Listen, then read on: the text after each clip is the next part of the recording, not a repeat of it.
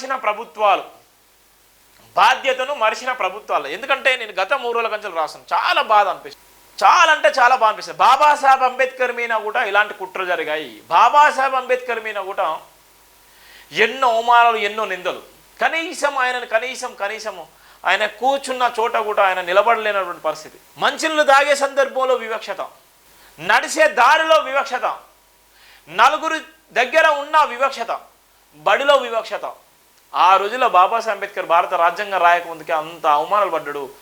ఈరోజు ఇన్ని సంవత్సరాలు అవుతున్నప్పుడు కూడా ఈ అవమానాలు, ఈ నిందలు, ఈ కొత్తేమీ కాదు. ఇవాళ ఎదిగే వ్యక్తి మీద రాళ్ళు వేయడం ఈ సమాజమే ఎన్నో రకాలుగా చిత్రీకరిస్తుంది, ఎన్నో రకాలుగా అవమానాలు గురి చేస్తుంది.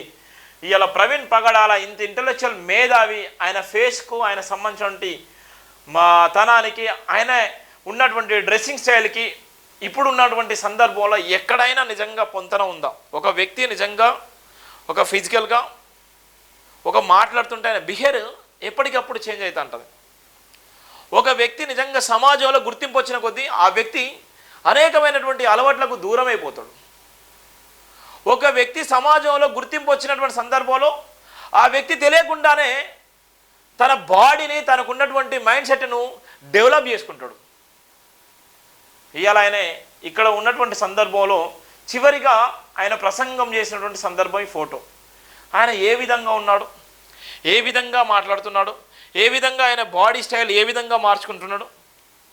అలాంటి వ్యక్తి నిజంగా కుటుంబం మీద ఆయనకి ఇబ్బంది లేదు, కుటుంబ సమస్యల్లో ఫ్యామిలీ అద్భుతంగా చూసుకుంటారు. ఆయన ఫ్యామిలీతో పాటు అనేక మందికి అక్కడ లైఫ్ని ఇచ్చినటువంటి వ్యక్తి. ఆయన ఒక టీవీ ఛానల్ నడుపుతున్నటువంటి వ్యక్తి. ఆయన మీద చాలా బాధ్యత ఉన్నటువంటి వ్యక్తి. ఎక్కడో తాగవలసిన అవసరం ఆయనకేముంది? ఎక్కడో తాగి నిజంగా రోడ్ల మీద పడుకోవాల్సిన అవసరం ఎందుకు వచ్చింది? ఆయన తాగాలనుకుంటే వందలాది మంది తీసుకొస్తారు, వేలాది మంది తీసుకొస్తారు. పెద్ద పబ్బులు, బార్లు, ఏదంటే అది ఆయన కాళ్ళ దగ్గరకు వస్తాయి.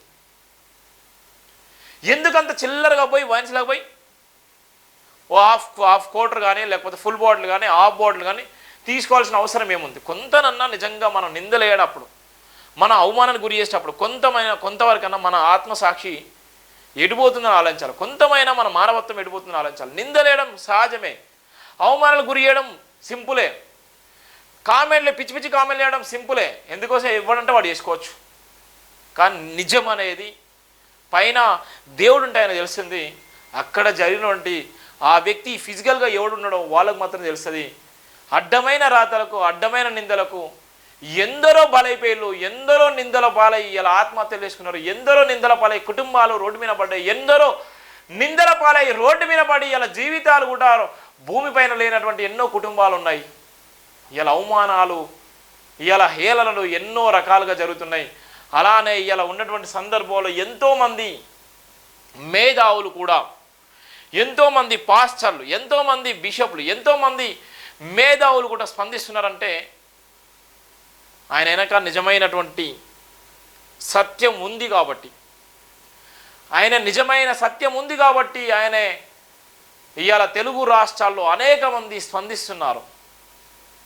ప్రవీణ్ పగడాల గురించి, ప్రవీణ్ పగడాల మాటల గురించి, ప్రవీణ్ పగడాల అనేకమైనటువంటి ప్రసంగాల విషయంలో కూడా ఇవాళ చర్చించుకుంటున్నారంటే దానికి ఇవాళ రాజకీయ పార్టీలు అనేక రంగులు పూనిస్తూ వివిధ రకాలుగా ఎన్నో చిత్రీకరణ చేస్తున్నారు. చాలా బాధాకరం. అందుకోసమే ఇక్కడ ఉన్నటువంటి బాధ్యతను మరిచిన ప్రభుత్వాలు బాధ్యతను మర్చిపోయినాయి. ఆయన నిజంగా తాగి ఉండి ఈ విధంగా డ్రైవింగ్ చేసుకొని ఉంటే ఆయన ఏ విధంగా నడిపించుకోగలుగుతాడు? నిజంగా పోలీసులు నిజంగా తాగి నుండి నిజంగా డ్రంక్ అండ్ డ్రైవ్ విషయంలో ఎంబడి అరెస్ట్ చేస్తారు, బండిని సీజ్ చేసుకుంటారు. మనం కొద్దింత తాగినా, మనం మీద కొద్దింత 1% తాగినా కూడా ఆల్కహాల్ తాగిందని తెలిస్తే ఎంబటే బండిని సీజ్ చేస్తారు. సీజ్ చేసి వాళ్ళకి సంబంధించిన బంధువులకు ఇంటిమేషన్ ఇస్తారు. బండి సీజ్ చేసి తెల్లారి వచ్చి పోలీస్ స్టేషన్కి వచ్చి తీసుకోపో అంటారు. వాళ్ళ బంధువులకు ఫోన్ చేసి మీ వాడు తాగిండు వచ్చి తీసుకెళ్ళాలని చెప్తారు. ఇది బాధ్యత. ఇది పోలీసులకు తెలిసినటువంటి, అందరికీ తెలిసినటువంటి సత్యం. మరి ఆయన తాగి ఉన్నప్పటికీ